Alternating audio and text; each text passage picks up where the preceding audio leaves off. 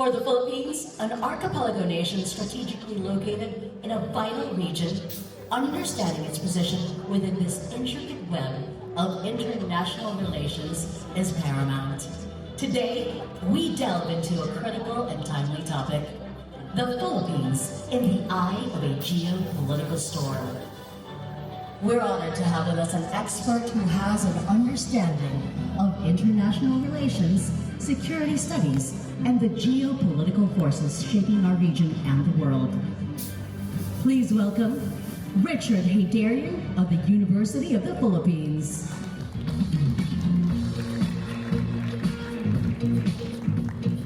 Yeah, DJ.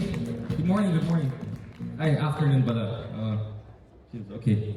Thank you so much again. It's a pleasure to be back here. Last time I was not able to join you folks dito sa main plenary. They just put me somewhere at the back because I missed the flight with the crazy weather situation. Thankfully this time I was able to join you folks. Again, it's a pleasure to be here, and last time I checked, I'm not persona non grata here, so it's a pleasure to be here in this beautiful place. I was just in Iloilo the other month, and I would say Visayas is a very gorgeous place.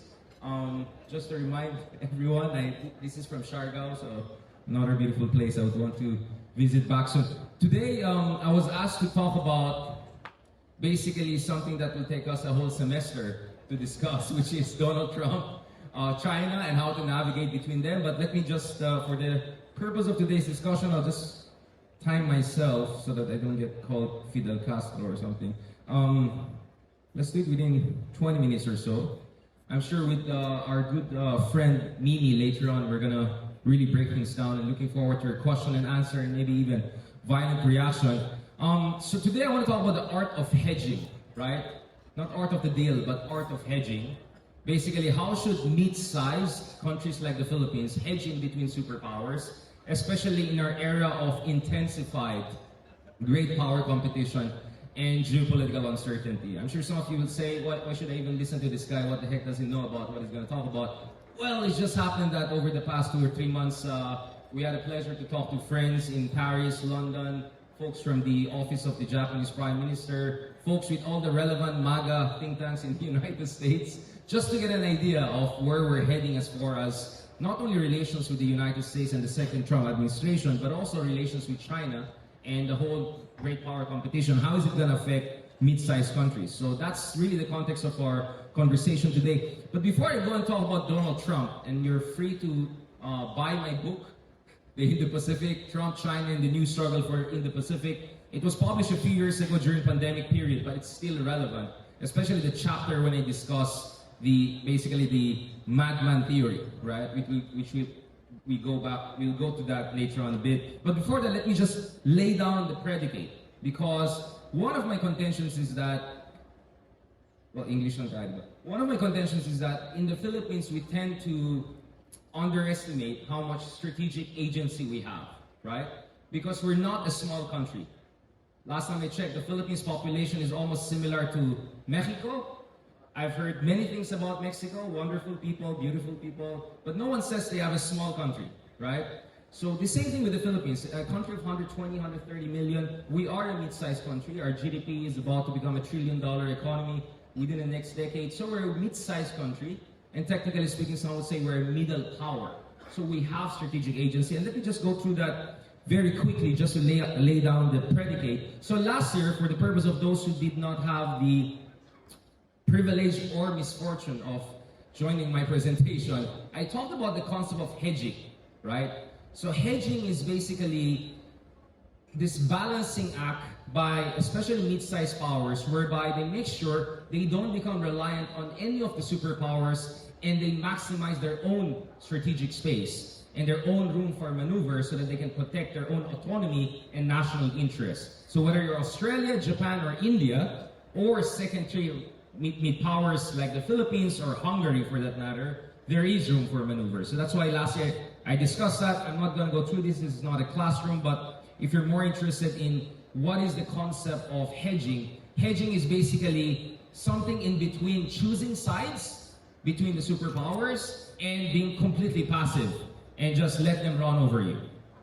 So hedging is somewhere in between, whereby there's a conscious effort, systematic effort to find that room for maneuver, that Goldilocks room for maneuver for mid-sized countries. Those lights are a little bit too strong. I'm just trying to adjust to that. And hedging makes sense only when you don't have an open warfare situation, right? So should there be a war in Taiwan tomorrow morning, the Philippines cannot hedge anymore. We cannot be neutral. We'll have to choose our sides. In fact, we already chose that when we signed the Mutual Defense Treaty with the Americans in the 1950s.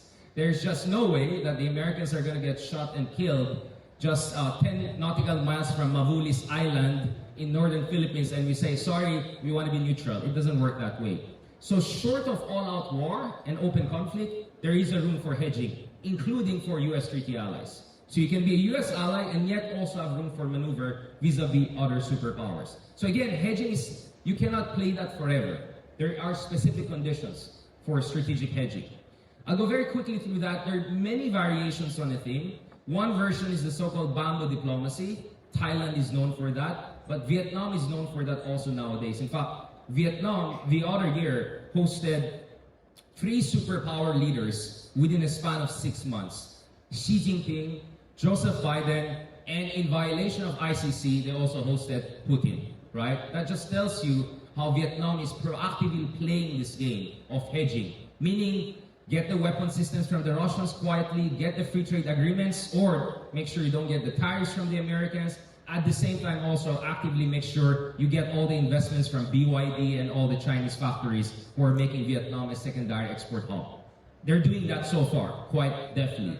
And then there are like larger countries, like India, for instance. Not yet a superpower, but going there because of its just demographic weight and its growing naval capacity. If you look at India, they are part of the Shanghai Cooperation Organization. They're part of the BRICS. So you'll see pictures of Narendra Modi bromancing with Putin, bromancing sometimes even with Xi Jinping, and then the next day he's in the Quad with the Americans, Australian, and Japanese.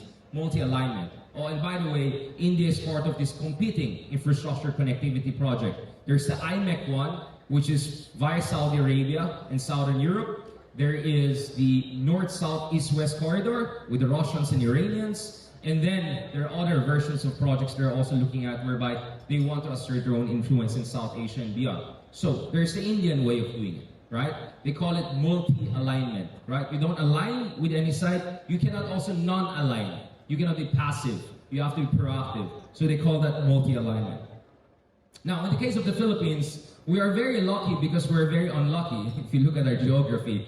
We're perfectly stuck in between the so-called first and second island chain. These are 2 maritime zones that China believes it has to dominate in order to become the legitimate regional superpower. And for the Chinese, they actually learned this from the Westerners. Americans did this in the Caribbean and the Pacific until umabot sila sa Pilipinas in 1898. The Romans did that in the Mediterranean when they turned the Mediterranean into a Roman lake. So Western powers have been doing this for quite some time. And Admiral Thayer in 19th century theorized how a superpower has to first dominate its adjacent waters. So for the Chinese, they're saying we should do the same thing in our part of the world. Again, I'm really simplifying this. You're free to check. Thousands of articles I've written on the nuances of this. At the same time, when it comes to the Philippines and US, it's a long story. But to cut it short, actually, over the past decade alone, there has been a significant evolution in Philippine-US relationship. I know it personally because I was a very young academic, still young, but very, very young academic during the Obama administration. And I really felt it on so many levels, how we as Filipinos were taken for granted. We were taken for granted in 2012 when we had the Scarborough Shoal crisis, when the Americans refused to support us.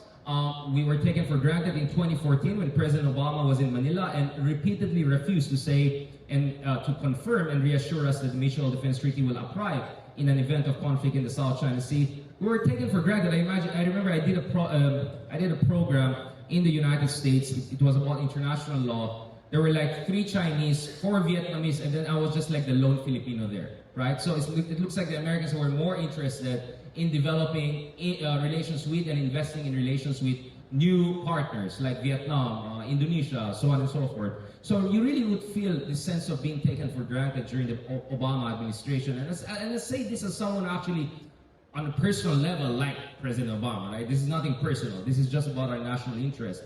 And then comes Duterte, who perfectly weaponizes that and correctly asks, are you Americans with us? He literally asked that to Ambassador Goldberg when he was the US ambassador to the Philippines. And then of course from there it got a bit spicier. I'm not going to repeat the spicy language he used against American officials, whether Obama or the American ambassador.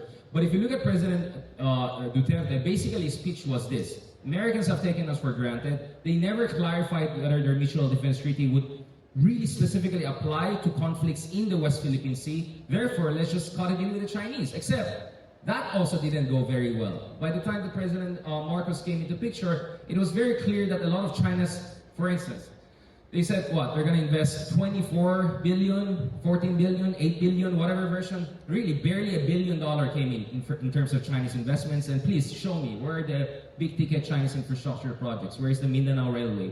Where is the Clark high-speed, none. Zilch. So I call it pledge trap, not debt trap. Debt trap means they'll flood you with investments and then you're drowning in debt. In our case, nothing came really. As far as China is concerned, you're free to check the websites, right? Of the relevant Chinese companies. I get it. To get an idea whether they had huge investment.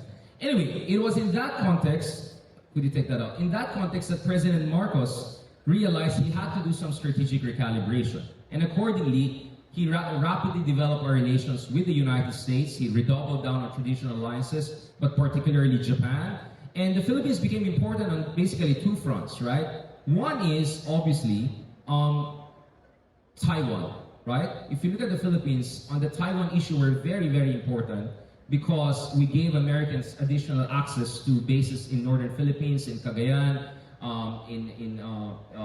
potentially even in Batanes. That has something to do directly with what happens in Taiwan. So this just gives you an idea how close. So that's Mavulis. We have a naval outpost there. That's how close it is to southern Taiwan.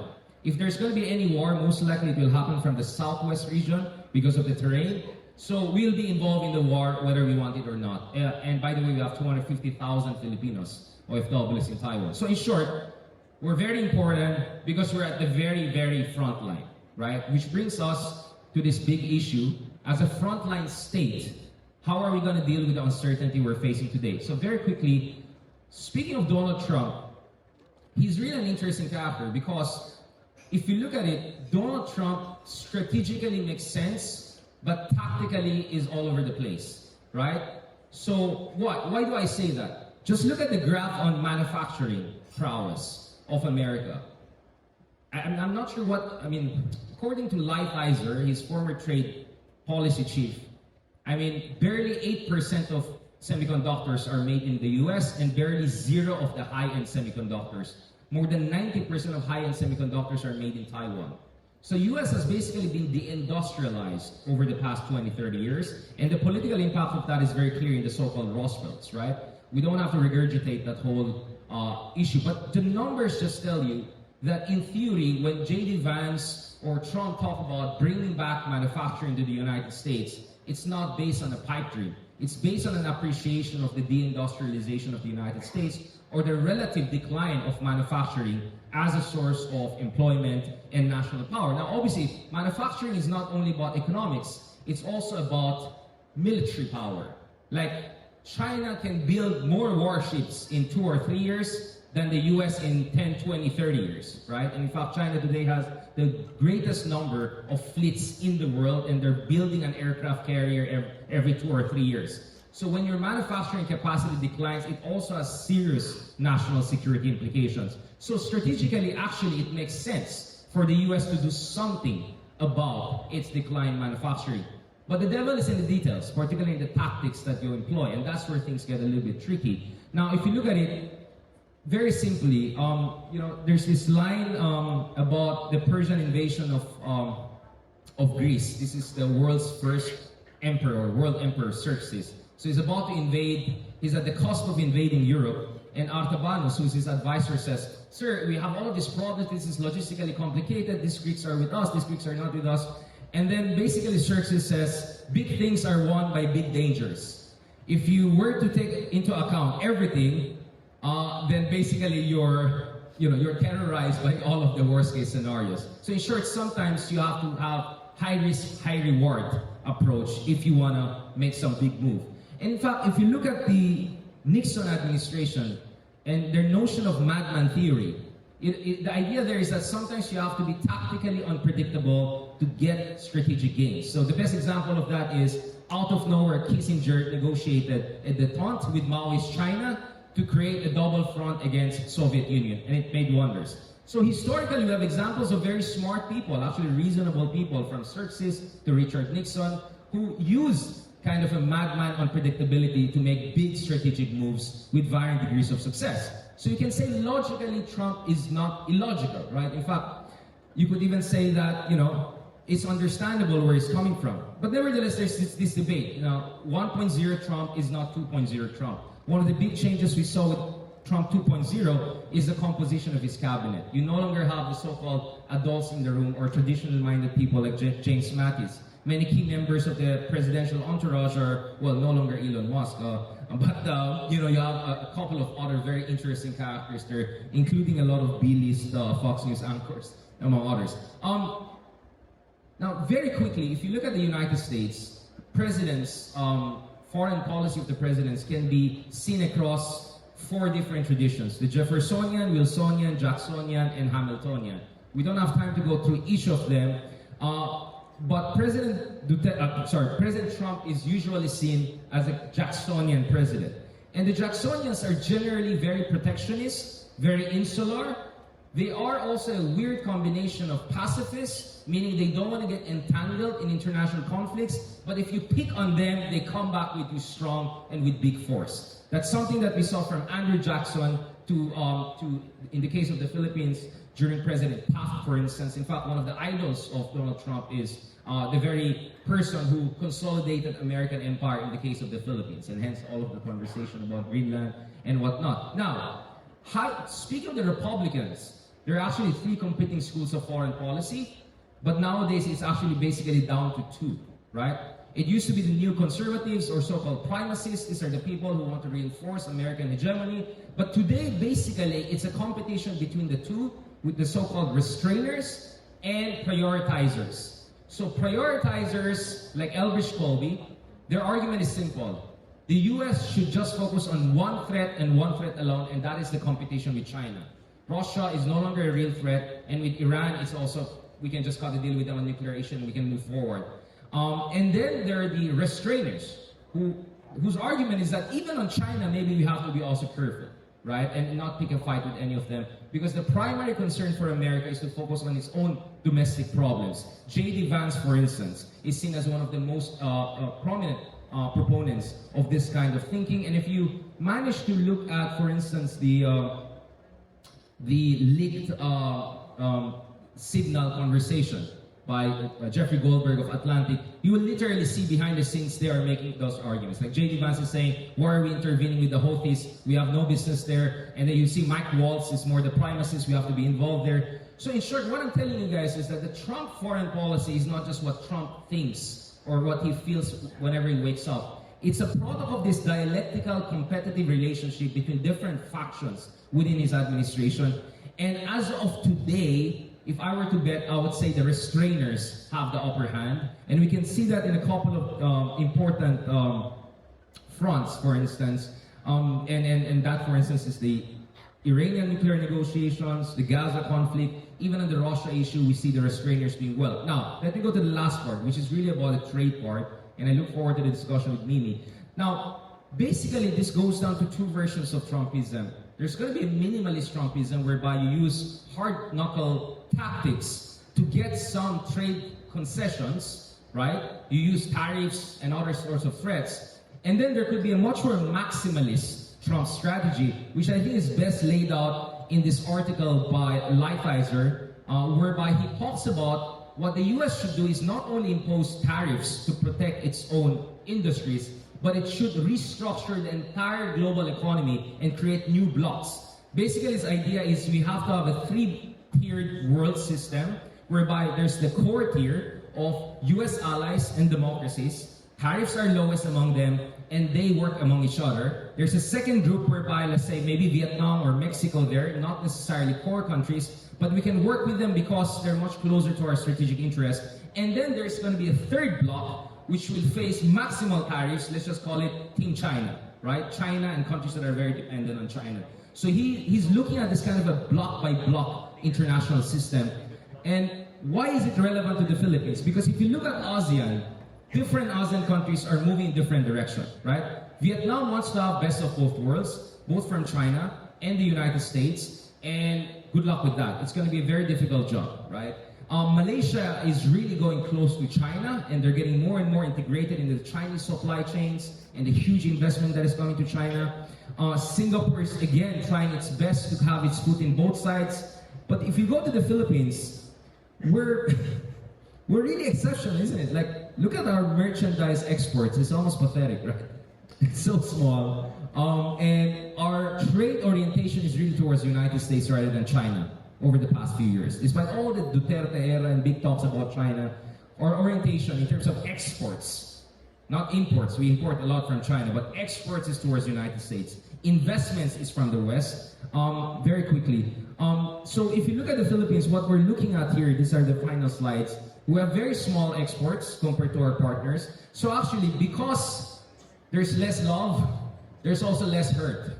This is very much like the Asian financial crisis. We're among the least hurt economies because we're among the least relevant trading nations during that time. So it's quite a similar situation. So I'm not very worried for the Philippines because there's not really much to lose. We're not a big exporting country when it comes. In fact, a lot of our trade with the US is electronics and electronics, meaning they send us intermediate goods, we do a little bit value add and send it back to Americans. So it will be a weird trade negotiation. It's like, okay, you want to bring a tariff up, I'll also bring a tariff. So basically it's going to be a shrunk version of something very limited, right? And what the administration is saying right now is that we want to bring the tariff down to around 10 to 15%. Very quickly on this, maybe the BPO industry last word. My argument is this. The whole predicate that I laid out there is because the Philippines is a frontline state, very geopolitically important to the United States, we can position ourselves as part of what Lighthizer identified as a first block nation, right? So there's this interesting report in the Financial Times whereby our relevant departments who have to do something with mining, what they're doing is that they're presenting the Philippines as a China-free supply chain partner. Basically, the idea is this. Under the Luzon Economic Corridor, you bring in the big investments in infrastructure, in energy, semiconductors, and then we will provide you the precious minerals. For instance, we're the second largest producer of nickel, just behind Indonesia. Indonesia is game over because the Chinese companies completely control the supply chain. Same with the cobalt in Africa and the lithium in Chile, etc. So Philippines has huge room for improvement, and what we want is to present the Philippines as a China-free supply chain. In fact, the argument that is coming out in Republican circles in Washington, D.C. is this notion of co-development. So what does Philippines have? First of all, minimal Chinese investment, minimal manufacturing base, lots of infrastructure needs, and a very young population, educated English-speaking population. What does Japan have? Shrinking population, but some capital and technology, right? What does the United States have, right? It has the military security guarantee capability. So what you do is you put them all together, you create a supply chain whereby the Philippines becomes source of labor, youthful labor, and also source of precious minerals. In exchange, we can get semiconductors, EV batteries, infrastructure investments. That co-development strategy could be harmonized with what Lighthizer was saying in terms of first block of like-minded nation. So I'm already thinking about the worst-case scenario when globalization completely collapses. This is the backup option for us. This should be the negotiation line of the Philippines when we talk to the Trump administration. You don't need to impose a lot of tariffs on us because we're basically Team US economically, and increasingly will be Team US if there's going to be a conflict in the West Philippines or South China Sea. So the other thing we have to do, and I'm really going to end up now, is we really have to, while positioning ourselves as a China-free supply chain partner for the United States, we have to also actively seek maximal investments from other like-minded countries. I was just in Brussels, Paris, and London, and one of the things we're looking at is a free trade agreement between Philippines and the European Union. I've looked at some of the studies done by Brussels-based think tank. We could immediately get 3 to 6 billion euros in dividends the moment we sign the FTA with the Europeans, because Europe, they're going to open up their markets even more to our exports. And they also have a lot of capital that they can bring here. And similar to Japan, Europe is also an aging society, right? They're looking for young markets, rising middle class. So EU FTA is something we have to do. With the Japanese, they'll be really the big bank rollers of the Luzon Economic Corridor. They have a lot of infrastructure projects here, and they have to double down on that. And then, this is really my key argument. I come from Baguio City. Texas Instrument has been in our city for a very long time. So I never bought this argument that the Philippines cannot do high-end technology. We can do that. And we are just next to Taiwan. It takes you 45 minutes to 1 hour to fly from here to Taiwan, 4 hours to go to Singapore, any ASEAN capital. It makes perfect sense as we become more relevant to Taiwan on a security front. They become more relevant to us in terms of manufacturing and semiconductors. We could start with package and design. We're already doing that by working with the TSMC. But eventually we have to get involved in more and more sophisticated production of semiconductors, because it also makes geopolitical sense, right? Because if Taiwan gets invaded, you don't want the best factories to end up in China's hands. So that could be part of our interface and negotiations with them. Last, just to preface our discussion later on, with the BPO industry, it really can go both ways, right? On one hand, there's going to be no direct impact because this is services export, right? It's not merchandise. The bad impact potential in the BPO industry, the AI stuff, I'm sure you guys have discussed that already, I'll not go through that, is if there is an economic downturn in the US, eventually it's going to lead to rolling back jobs, etc. But it could also work the other way. As costs of imports increase for American companies, the more reason they have to rely on the Philippines BPO to cut their other related costs. So actually it can go both ways at this point. And in the case of the Philippines, for instance, the Colliers had this report when they said, unless these companies are willing to pass this additional cost onto American consumers, they need to find ways for their products to remain viable, and that's where the BPO can help them with cost cutting. And lastly, thanks to Pogo, the Chinese online casinos, they're all going out. So baksak yung presyo. Real estate and rents are down. So BPO becomes very, very competitive nowadays to do that. So in short, let's not just wait for things to happen to us or wait for what is the latest mood or whim of Donald Trump. Let's get the ball rolling. Let's position the Philippines as a reliable supply chain partner. And if, God forbid, we go the Lighthizer world, whereby there's a complete breakdown of globalization, let's position ourselves as part of that first key block, that block of like-minded democracies. We should get minimum tariffs and maximal investments. I think strategic investments is very important, and our importance on the geopolitical front should be translated into geoeconomic front. Because the last thing I want is for the Philippines to be the Pearl Harbor of the West.